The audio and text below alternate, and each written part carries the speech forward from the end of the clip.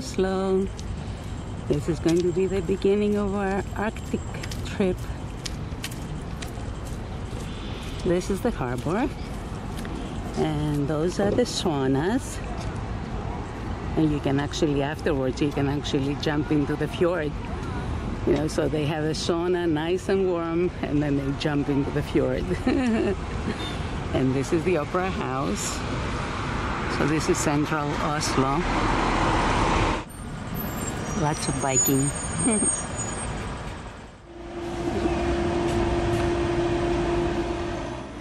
It's an outdoor culture, and they have kayaks. You see the kayaks there? That would be a good thing to do. And all the way back there, that's the floating sculpture behind all those people. That looks like an iceberg. It changes with the tides.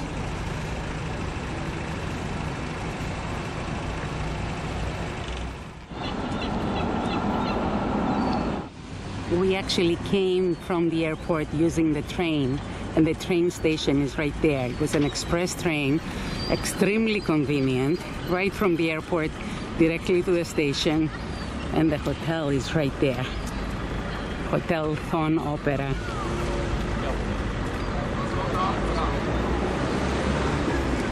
Very, very convenient.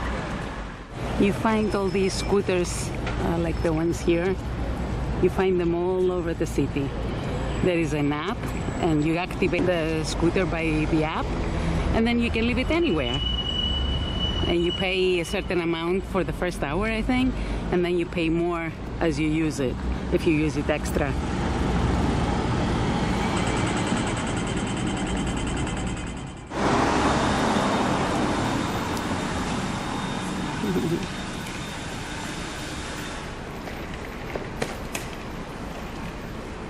Isn't that cute? Very artistic.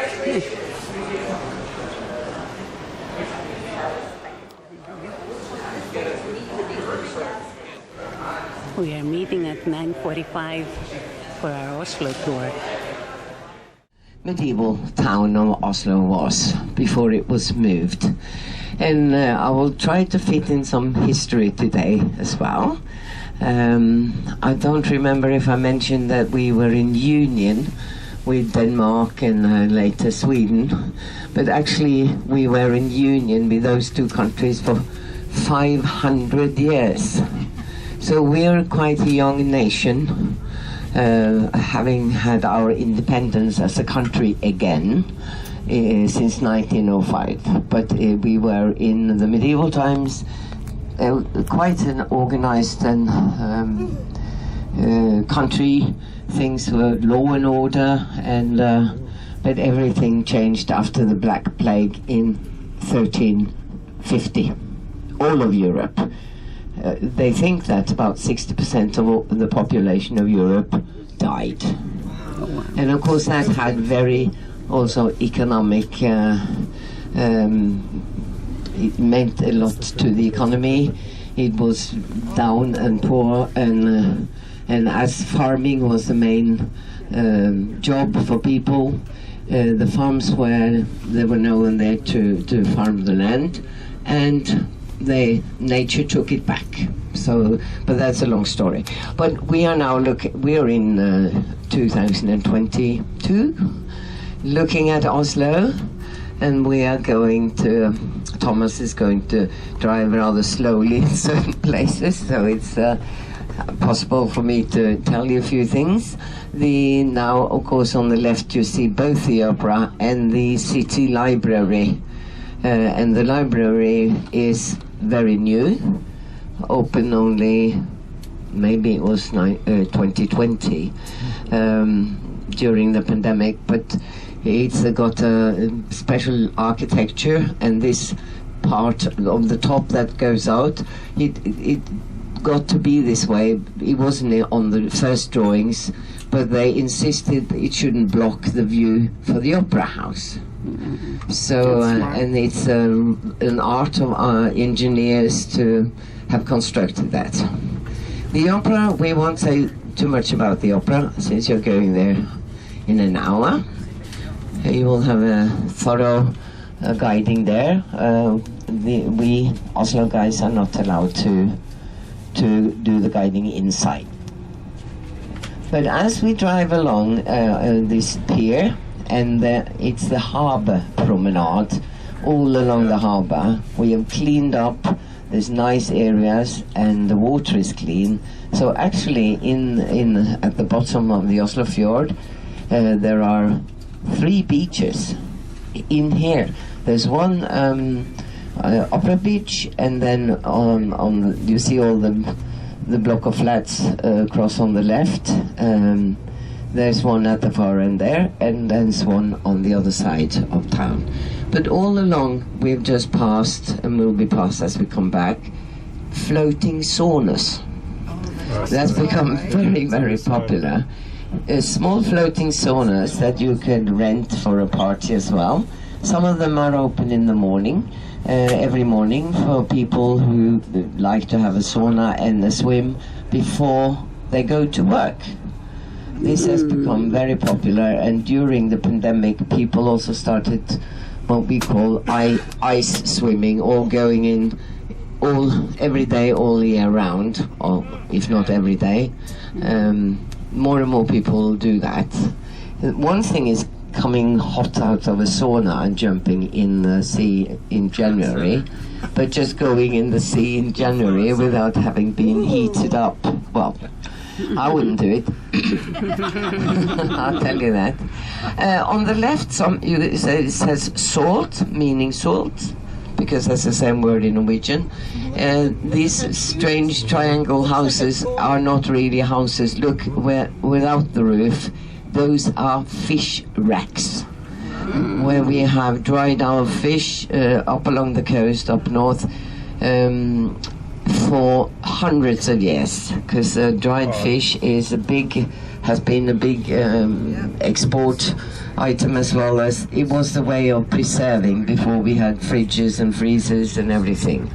Some of the fish is salted and dried, and some is just dried, and especially Portugal and Italy have our Norwegian fish in their national dishes. So we are quite proud of that. On your right, you now see the outer parts of the fortress. Obviously not all that old, even some of it's very new, and this is where the Prime Minister has his office here, and some of the buildings that are coming up on your right is the Museum of all the Forces. We are going to actually drive through the fortress. That's why we're going out this way.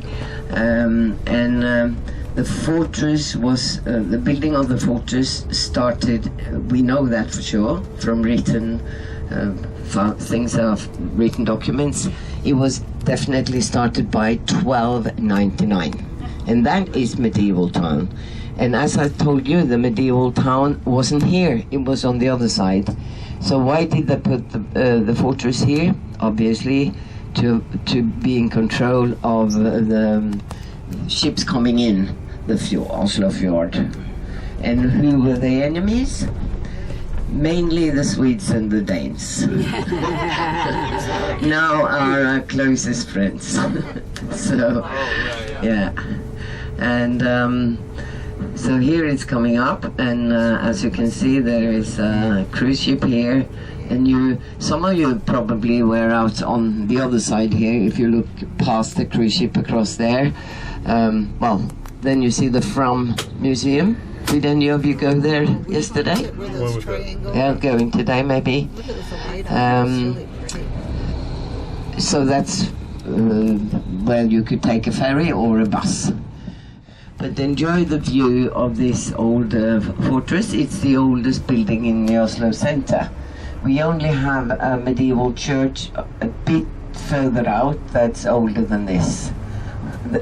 Some of the parts, obviously, because it has been extended, and there have been fires, and they have rebuilt it. And as we drive through it in a few minutes, you will see from the walls that there are different ages. On your right side, the big brick building with the two towers.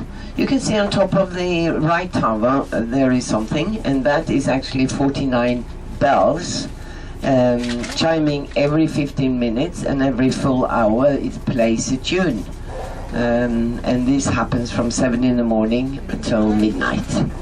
And they can change the tune. So I remember when David Bowie died, they played some of his music from the tower. That's quite nice. Across, slightly to the left to the right is the, for those of you who didn't go to the National Museum, that's a grey, huge building across with the rest of the western railway station, train station, and now being the Alfred Nobel Peace Center. And talking about Nobel, the Peace Prize is always given out in City Hall on the 10th of December every year on Alfred Nobel's birthday.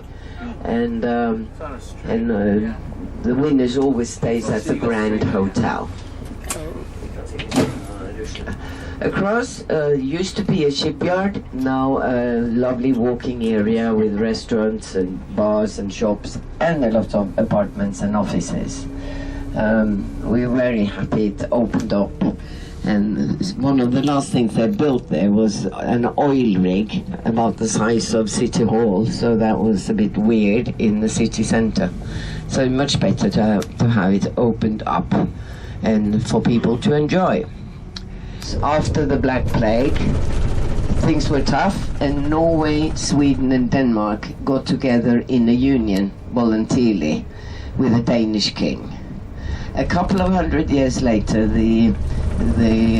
Sweden pulled out, and it was and we couldn't afford to be on our own at the time, so we were still in union with Denmark. And then the Danish king, some 100 years later, decided Norway is the country anymore. Norway is a Danish region. And so we were all together for 400 years. And something happened in 1624. The old medieval town of Oslo burned, not for the first time, but at least for the 14th time. Oh, wow. And it was all wood, because we do have a lot of wood, you might have noticed, forests. So they rebuilt it every time. But this time the Danish king was in Norway. He had a plan. He rushed here and ordered the town to be moved on to this side to be protected by the fortress. Now you have to look to the left, because now you will see the oldest part of the fortress, and notice the different stones have been used. The fortress has never been captured, which is very good, but it has no military purpose and hasn't had for more than 100 years. But still, it's military offices and things going on here. But if you notice, a lot of people are walking across this bridge, and it's very nice area for a walk. Historical, 2 museums. I'm very fascinated by the Resistance Museum, which is on this old part. If you're interested in what happened in Norway during the Second World War, with the Nazis occupying us. The Nazis took the fortress as a head office, and they killed quite a few of the resistant people on the grounds in here. So, but this new town, it became a new town. And the king at the time, his name was Christian IV, and he even renamed the town of Oslo to Christiania after himself. Yeah. actually did that to another town, smaller on the south coast of Norway, which is Kristiansand. But Christiania was Oslo's name for 300 years, only changed in 1924. And then a lot of people thought it was silly to change it back, but well, they did. And Christian IV, he drew up the map of how Christiania should be. It's like a chessboard with all the squares and streets, and we are in this chessboard now. And it's quite narrow streets, even though they, at the time, that he drew the streets very wide. To avoid fires spreading from one house to the other. And they had to build in stone or brick or concrete, which we didn't have any knowledge or tradition for, and obviously a lot more expensive than all the wood that we had in this country. Oh my goodness, how beautiful.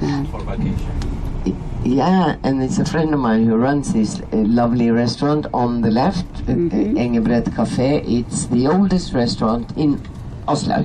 Very nice. But it's not as old as 1624. But the pinkish, reddish building coming up on the right is from 1600 and is now, it was owned by a very wealthy man. And is now a restaurant with a Michelin star, and it was the first Michelin restaurant in Norway many years ago, and it has always kept its stars. But we have more restaurants now, even one with 3 stars. But it's a very nice and a very nice man running this place. So. If you look at the houses here in the chessboard, you will see some not nice modern ones, like the one we have on the right as we turn. And luckily there are quite a few beautiful ones. Very many of the houses here in this part of Oslo was built at the last part of 1800. Oslo grew very fast at the time, and so it was a lot of building going on, and then there was a crack in 1899, so a lot stopped. And of course they have torn down a lot of the old houses from 16 and 1700, and put up some quite awful ones, I think, like the one coming up on your left. But when I walk in here, and I've always had, this is a favorite part of Oslo to me, I always look at the facades and the houses. The one coming up on the left it says 1899, obviously one of the last in that period of time. And today very few people live here. They're trying to make more people move in here, and because they're mostly offices in these beautiful buildings, but more and more would like to live here.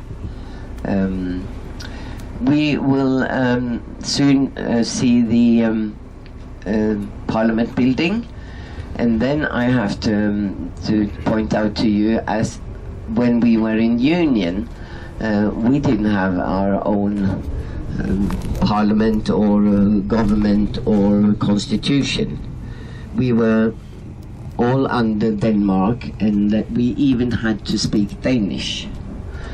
No, not speak, write Danish. Yeah, write Danish. That's why Danish and Norwegian are very similar in the written languages. We got many different dialects in Norway. But in front of you is the parliament, and there was a change in 1814,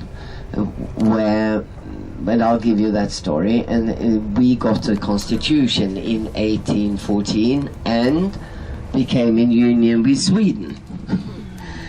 That was after the Denmark lost. The other bat. Becomes the enemy today, but we, in many ways, govern ourselves, but we're still in the union.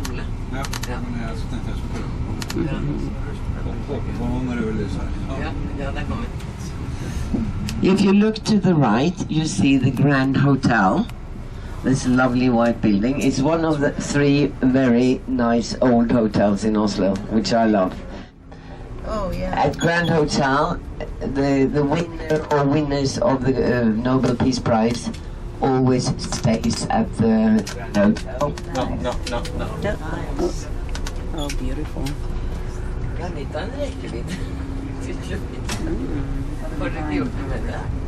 Oh, wow. That's a parliament. I'll give it another try. Here you are again. You see this square in front of the parliament. Always, as I said when we pointed out City Hall, that it is given out on the 10th of December. That's about the darkest time in Norway. And there is always a peace parade in honor of the winners with torches, and they end up here in this square. And then the winner or winners always comes out on the balcony above the main entrance. So that's very popular for both the winners and for the people on the peace parade here. At least if you manage to see through the front window, you see the palace up there. And this is, as Sebbe said, this is the main street of Oslo. And as I mentioned to you yesterday, we want less and less traffic in the city center, so it's only buses or hardly buses that are allowed to drive here. But we do, to show you the best, you know. But so the restaurants are allowed to bring their tables and chairs out, and it's a lovely square on the left, also for recreation. That has been there a long time. And all the flower pots along the street also has a purpose of security, because they're very heavy. Can't be run over. So on these streets, on our national day, which is the 17th of May, we have children's parade. All schools arrange children's parades. And in Oslo, that parade is very long. Most of the Oslo schools go up here. Children with lovely clothes on and all having small flags. Because up in front at the palace on the balcony is the royal family and the king and queen. Oh. And they live in the palace on the top floor on the left. And our king and queen are 85 years old this year, but still working very hard and very popular with us. And they and the king always with his top hat, and every time a new school passes, because they're big banners, he lifts his hat to greet them. So and it took this year, I think, 3.5 to 4 hours. Oh my goodness. So that's quite impressive, I would say. It is impressive. And you can walk all the way up to the palace. You can even touch it if you like. And in front is a statue of the first Swedish king, Karl Johan. And that is the same as the street. But we are not driving all the way up to the balcony, but now you got a closer view of the palace. And the palace is surrounded by a beautiful palace park with lots of flowers and old trees now, and it's open to the public 24/7, and it's used a lot. You can go have a picnic, or you can sunbathe for that matter. A lot of people use it as a shortcut from the other side of town further back. It's a lovely way to go to work. I would like you to notice coming up on the left is a statue of a very tall and slim man, and that is King Håkon VII. Because I said something happened in 1814 The Danish kings seem to be at war down in Europe quite a lot, and at the time, in the beginning of 1800, they were on Napoleon's side, which included Norway, and we had to send soldiers as well. But Napoleon lost, so there was a peace conference in Kiel in January 1814, deciding that Denmark had to give up Norway and hand us over to Sweden. But it was a good thing in many ways, because we became a country again, and we got our constitution that year, and it was signed on the 17th of May. That's why we have that as our national day. And so we could have our own government and parliament. But there were two things we shared with the Swedes. There was a king, and in 1814 kings had power.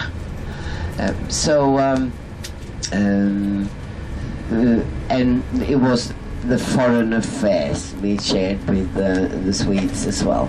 And that became a problem. I just mentioned that the building on the left used to be the US Embassy for many, many years. It was built as that.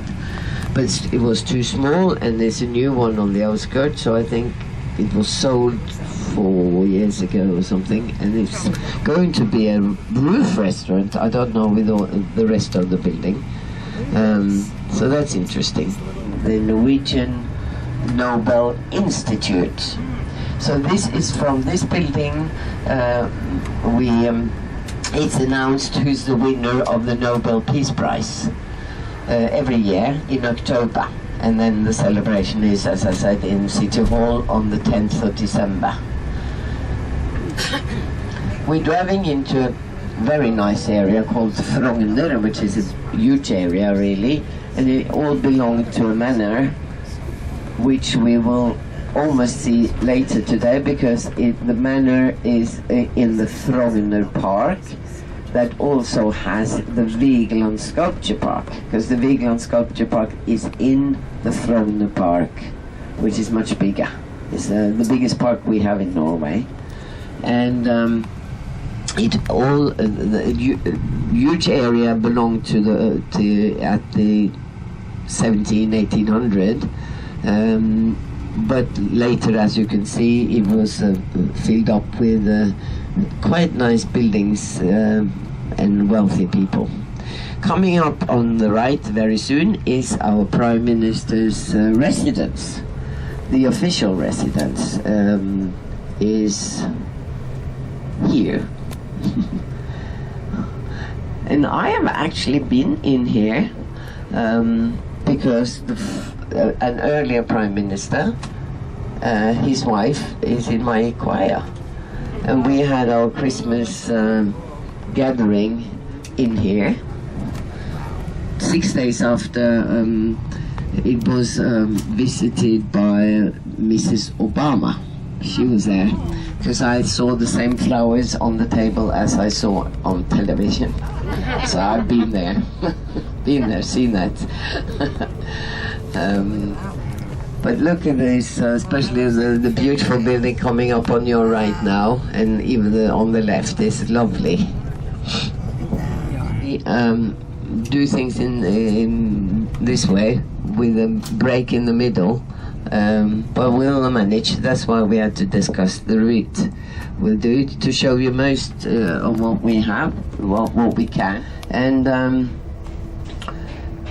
but there was a problem with the foreign affairs, because that includes consulates and embassies, and that meant that the Swedes had the consulates, and they didn't have all that many around the world, while Norway, as we have today as well, we have a very big merchant fleet, where even today, with our few million people, we have the 5th largest merchant fleet in the world.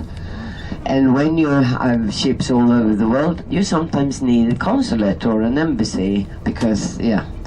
And so we asked the king, Karl Johan, if we could have our own, no. And this came up, it became a big problem. And it came up several times. And finally, the Norwegian government was willing to put their almost their lives at risk, at least the government at risk. So it was very tense, and we then come to 1905. And then the Swedes let us go. There were soldiers on both sides of the border, but there's no shooting, and actually there hasn't been any wars in Scandinavia for several hundred years. So we got our freedom in 1905. That's how we, in a way, are a young nation.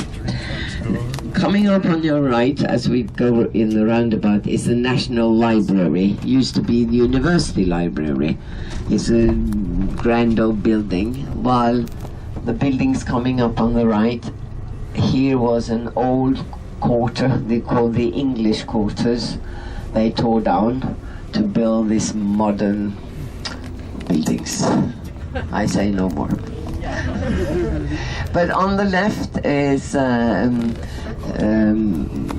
the white building is of course an old one, and the brick building is quite old as well. It's before the Second World War and has been for the electricity, isn't it, Thomas? Gamle Oslo lysverk, ja. Yeah, it had to do with the city's electricity and things. It's now about to be a new, very posh hotel. Wow. Yeah. Opening this year or next year, I'm not quite sure. Det som var vel Vestkantbadet, var ikke det? Yeah, and it was also a pool. You could come here for a swim in saunas and things. It was in there as well. So now we are back on this road, and you have the Norwegian Nobel Institute on your left. This used to be the main road out of Oslo going west, all along, and actually Karl Johan, I have to tell you that he planned to have an alley all the way out to the peninsula where Fram and the other museums are. But that was a bit too ambitious. But some of these trees were meant for this alley. He actually found the spot for the palace, and that was far out of the city center, or I should rather say town center, but there was no city. Oslo was small, because there was no palace in Norway, nothing. And he was in Norway quite often, which was good, as he also was our king. But I haven't mentioned, I think, how poor Norway has been all up to when we found the oil. We've been one of Europe's poorest countries. So when the foundation was done, there was no money left. and they had to, and if nothing happened for 6 years actually, and then they had to scale down, and it took a long time, so he died before it was finished. Yeah, but his son was the one to open and move in, and he did a lot to Oslo, and yeah, because out on the peninsula where he wanted the alley to go is the royal farm. And the history about the royal farm is that it was given to the Queen Euphemia as a morning gift in 1300. So it goes back to the same guy who started, he gave it to her, the same guy that started building the fortress. His name was Håkon V.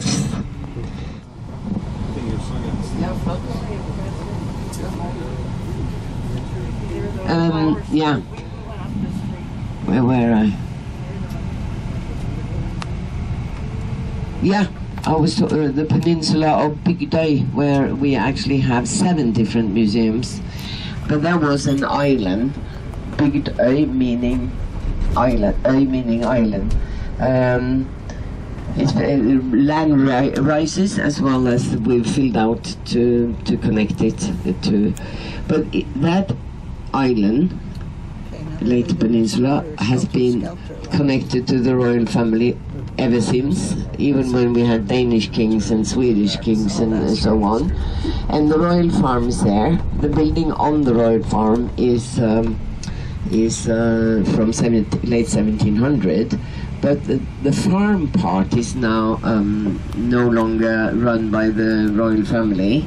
It's the king, today's king, gave it to the folk museum out there, and it's become a very modern farm. It's ecologically, it has cows, and so a lot of the milk you buy in the Oslo area comes from there. So that's quite nice. And they are open, and there are horse riding and lots of things going on the farm. But the old manor itself is fenced in because it's used for the king and queen mainly to get some privacy, which we can understand that they need. We just passed the historical museum, which is really in a way the owner of the Viking ships museum, and then coming up on the right is what used to be the National Gallery, now empty, and they haven't quite decided what to use this old building for.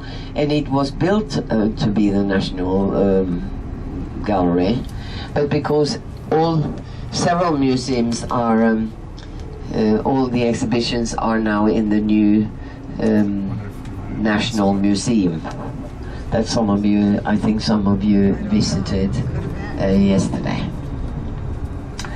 And we are heading for the courthouse. In front of us is the courthouse of Oslo.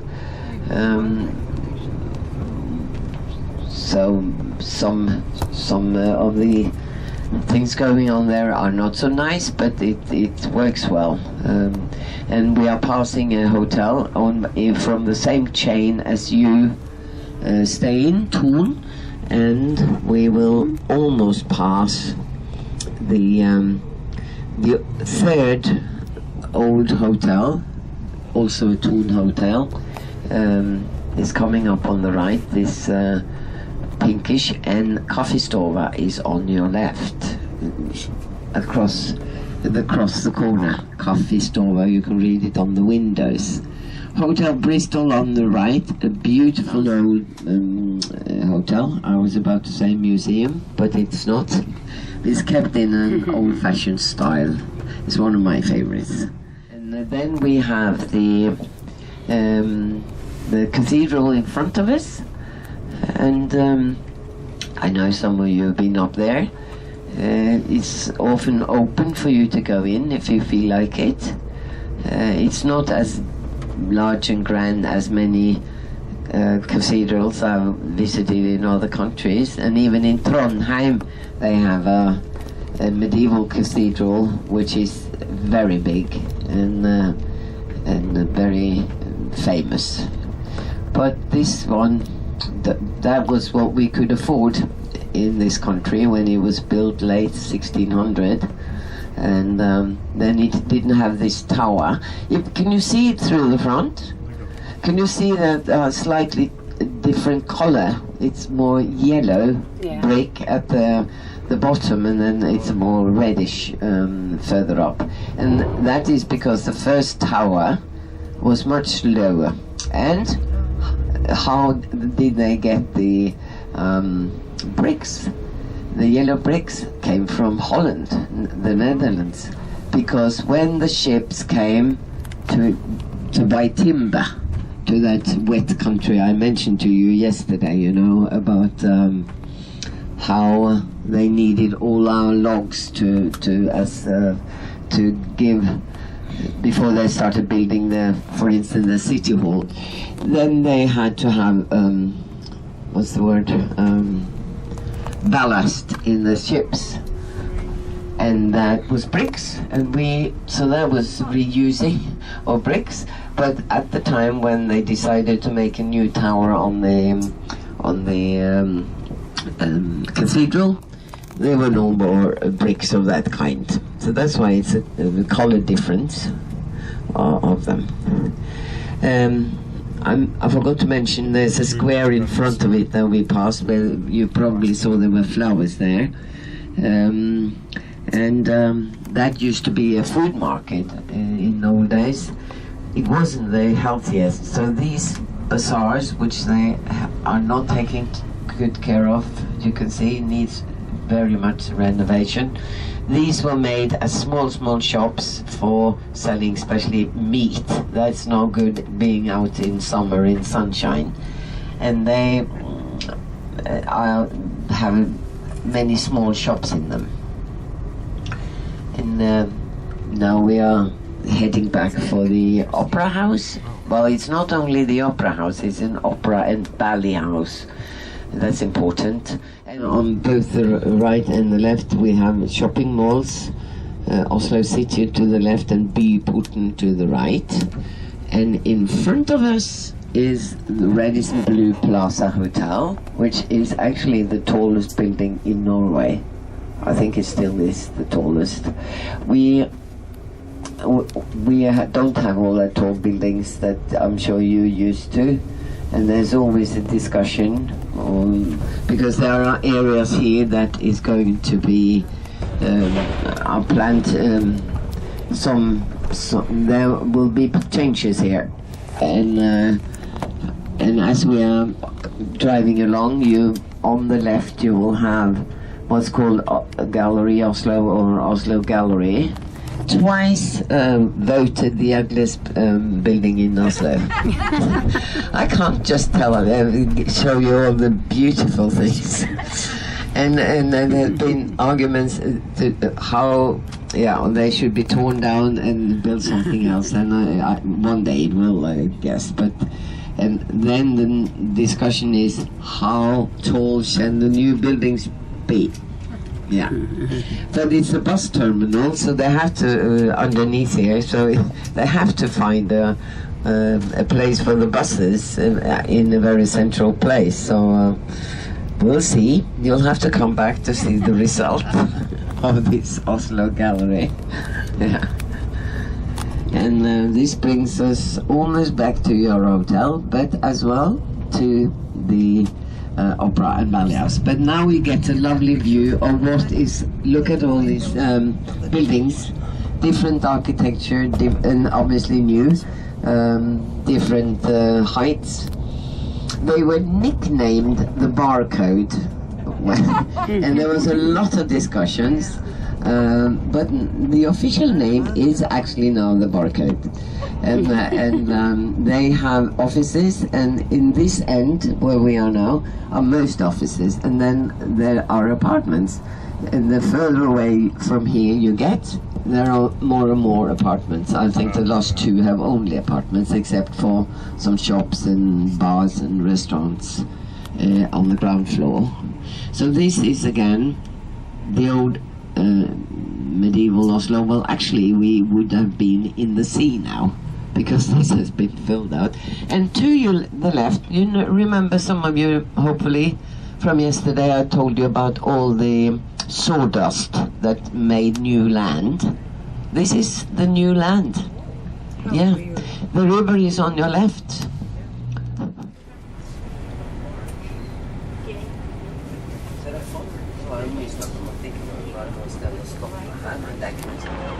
So this is the famous opera house, and there is a little bridge that connects to the plaza there. It's a good exercise place with the incline.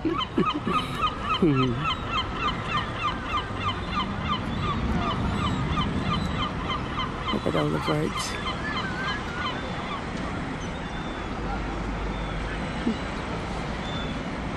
And these down there are the floating saunas that she was telling us about.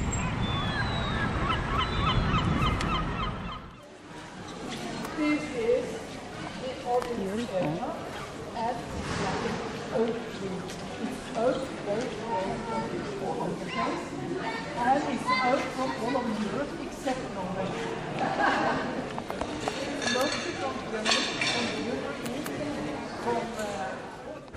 så har det selvfølgelig ikke vært så mye turister, men da har vi jo kjørt buss for tog. Og det, Ja, gud, så har det jo. så det har for så vidt hatt sted å gjøre, og I år så sa de jo at det var mer enn noe annet å gjøre, så vi skulle ikke kjøre buss for tog I hele tatt. Men det jo masse utfordringer å gjøre, men jeg har delt det, eller? Nei.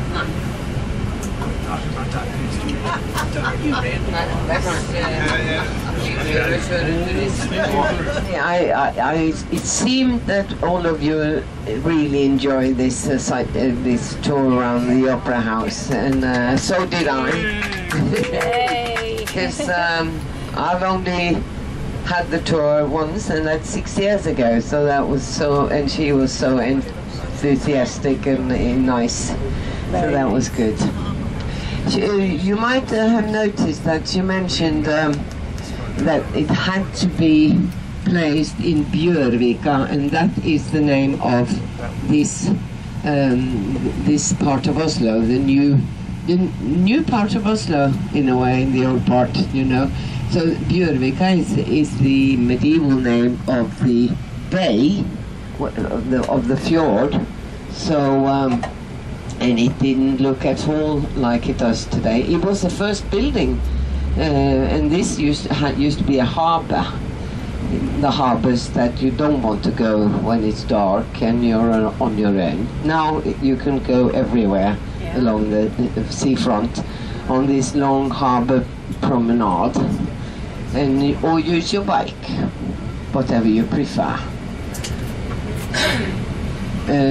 I want to add a bit more about Nobel, because I got some questions after, as we came to the opera, because I forgot to mention about the other Nobel prizes, not Peace Prize, but Alfred Nobel was a very talented man, and he had very many inventions, dynamite being one, and that made him most famous.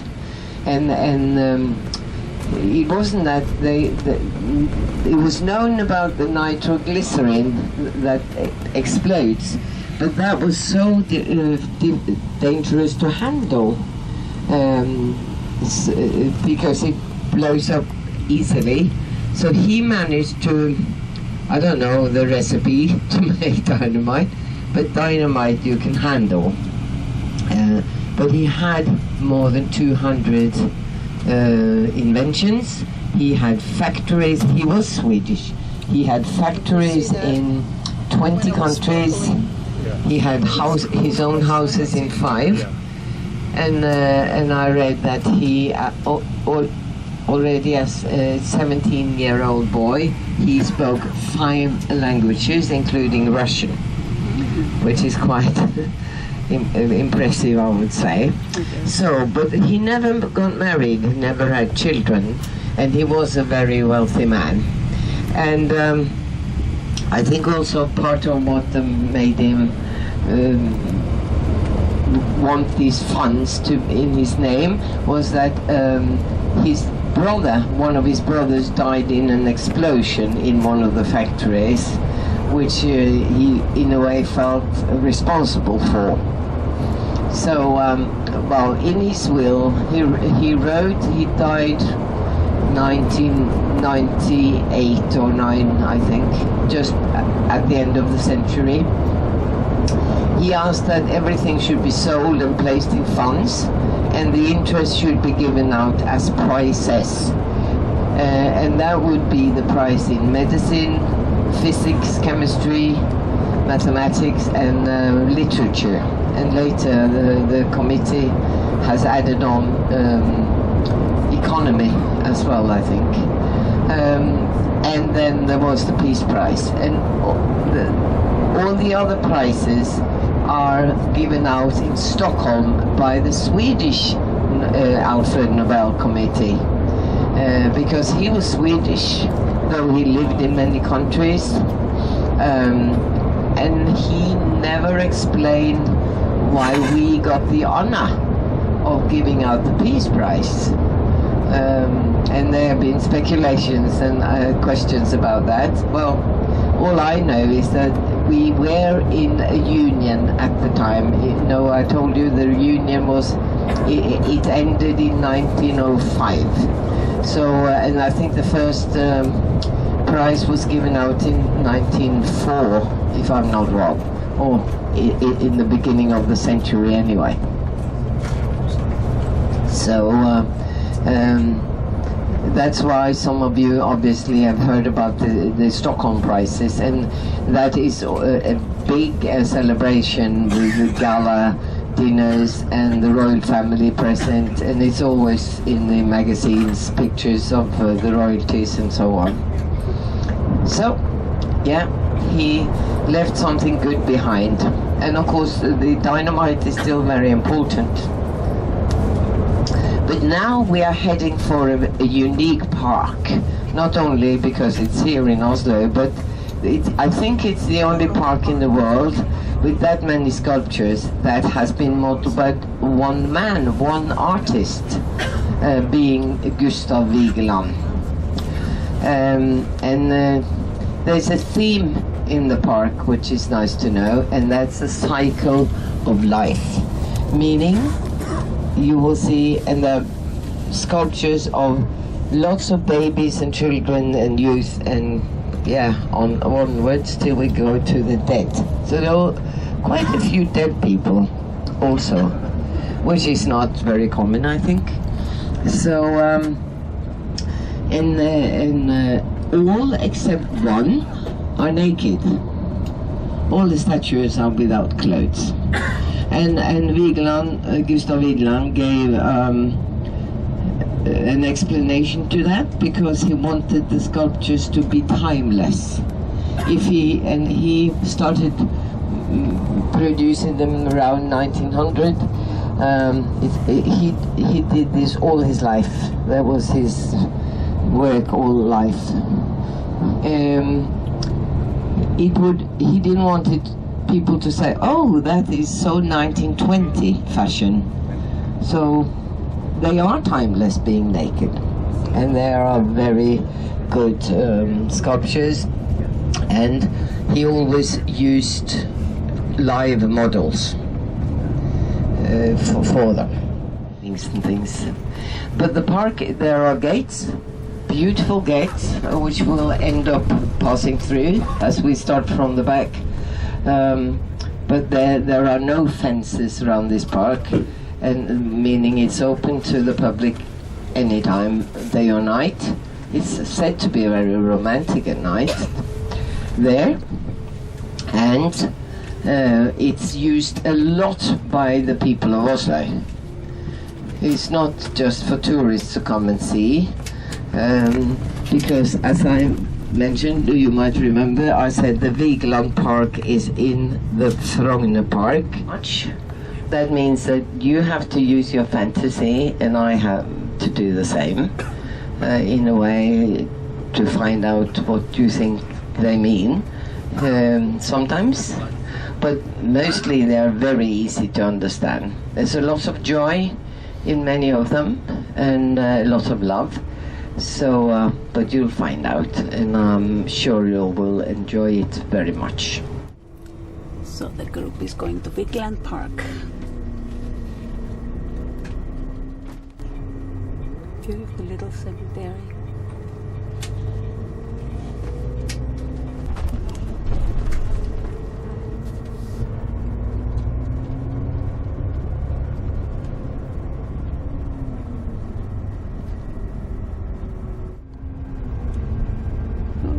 So interesting.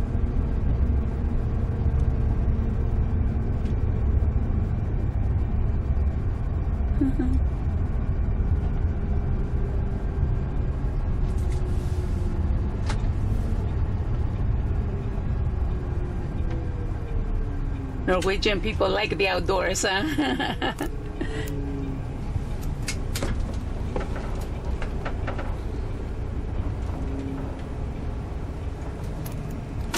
And this is the front gate of Vigeland Park.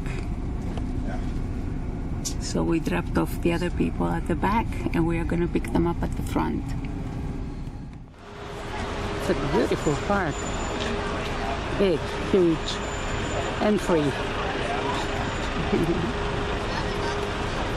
Beautiful gate too.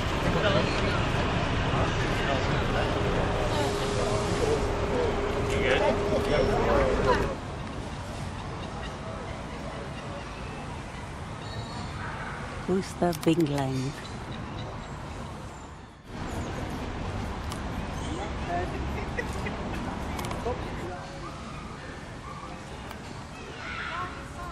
Lots of bumblebees.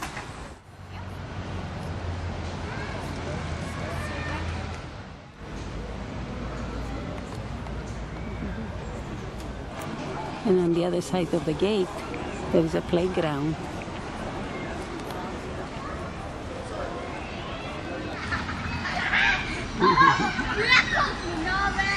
It's a happy place. They have the most adorable little kids.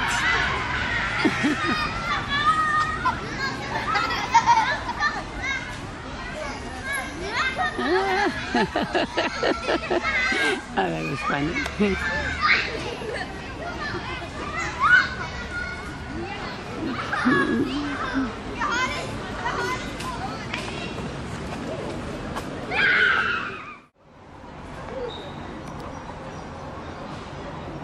This is a map of the park. We are here. So Frogner is considered one of the oldest manors in Aker, and the name stems from Frogn, which means fertile soil. And people have lived here since the Viking era. Wow.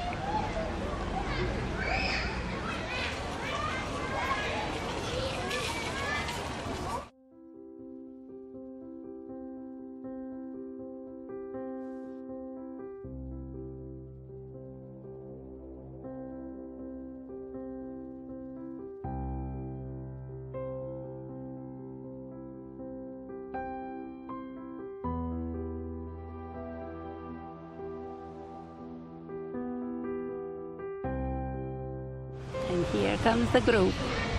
I hope they enjoyed their visit. We do have now, I mentioned King and Queen, so how did we get it?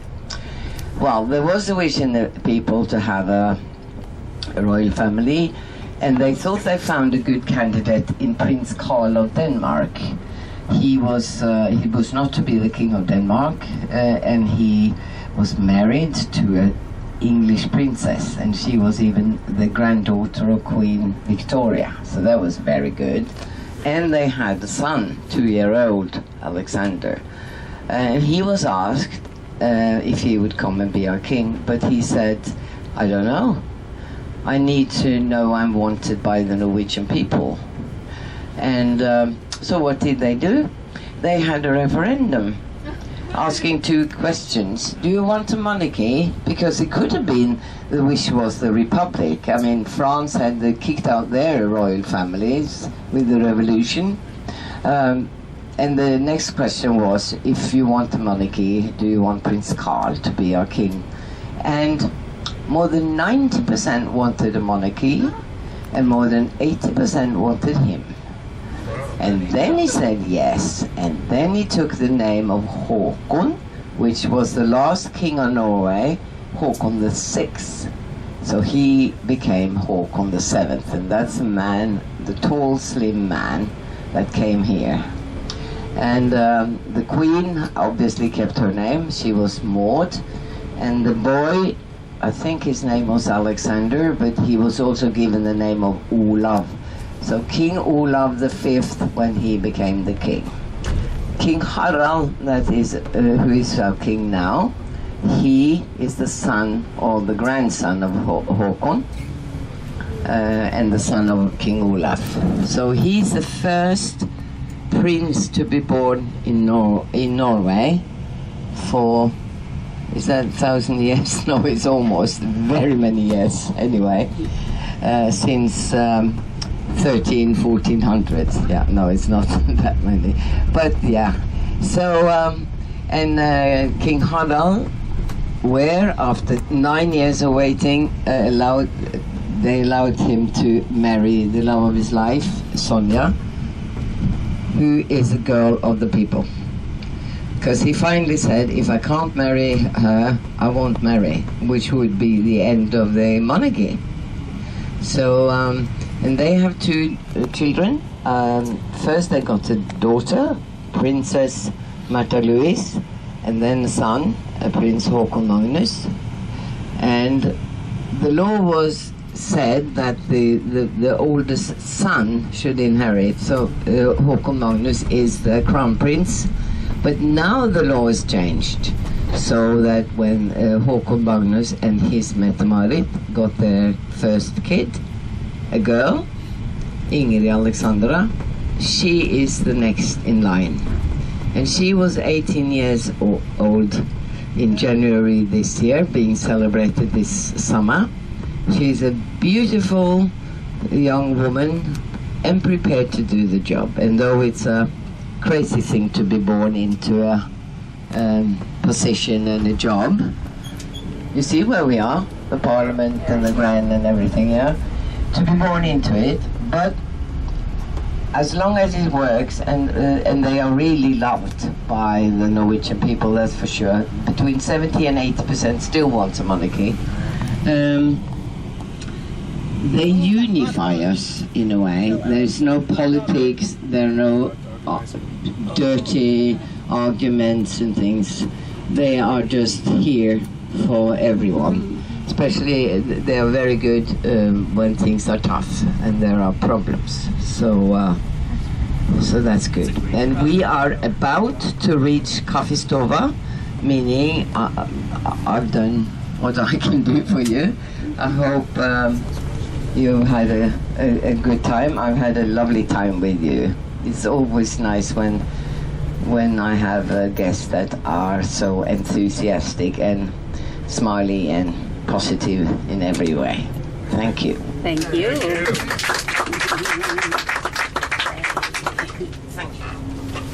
This is our lunch. First of all, I want to thanks to our wonderful guide and our driver today, because it was great to have them today and was great to have her yesterday too. So thank you very, very much. Yay! And this is our lunch stop, Kaffestova. Look at that, we're getting Norwegian meatballs and strawberry mousse. I don't know what that looks nice. This is a rhubarb mousse. Rhubarb mousse. That was a delicious meal.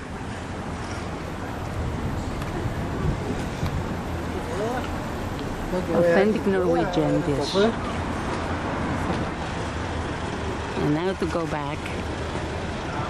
Not this way. This way.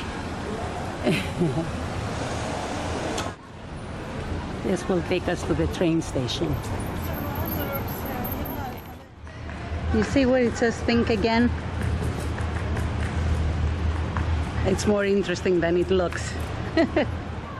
Look how scrambled. It's so scrambled in reality. Because it's the Paradox Museum. Isn't that cute? When you look at it straight on, you can hardly see it. It's Monday and it's closed. I would have loved to visit. And look at this building next to it. 1899. Wow, beautiful.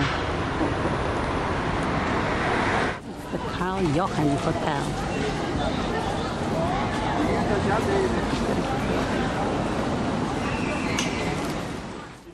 It's beautiful here. It started to rain, but it's very pleasant rain. Look at that beautiful church. And these planters, it says, are very, very heavy, and they protect the buildings from maybe swerving vehicles. They're multi-purpose. They look good. Hi!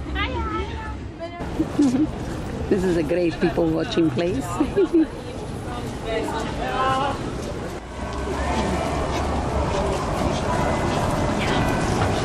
I think that they are the bells from the city hall. It's 3 p.m.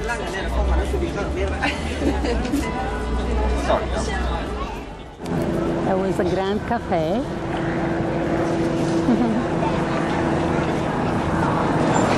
And this is the street that goes all the way to the Royal Palace.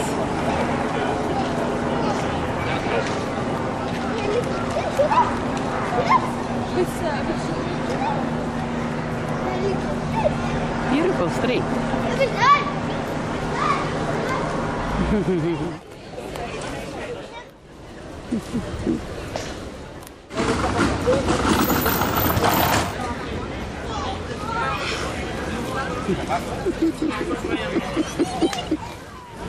I want to know what you're going to do with it when you catch it.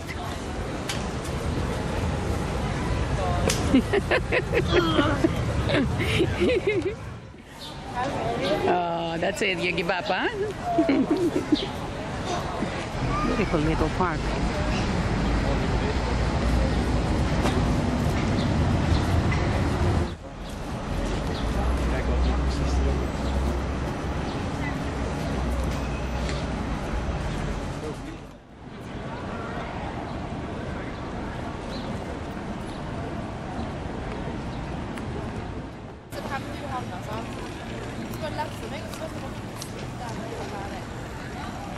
Beautiful, huh?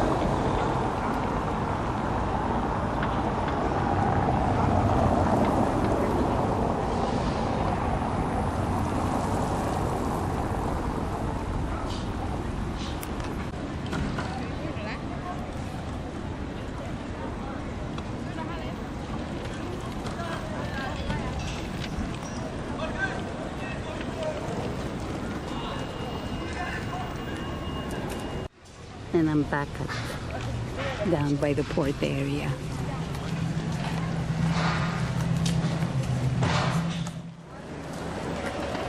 Look how interesting and beautiful. Wow. Very nice.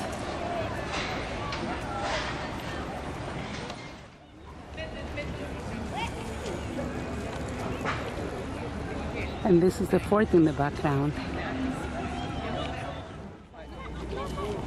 Stockholm, t'as des belles choses, hein. Mais je sais pas, au niveau de l'ambiance, je sais pas.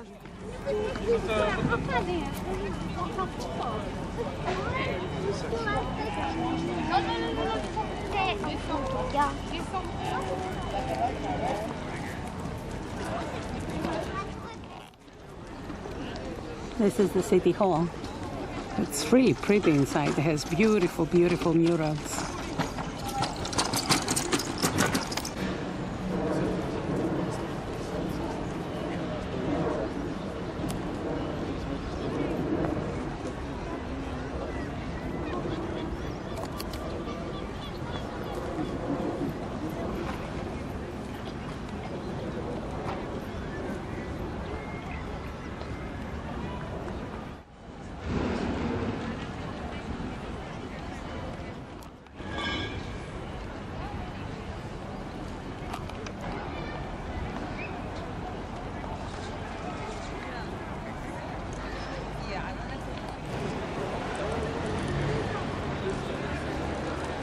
And the Nobel Peace Center.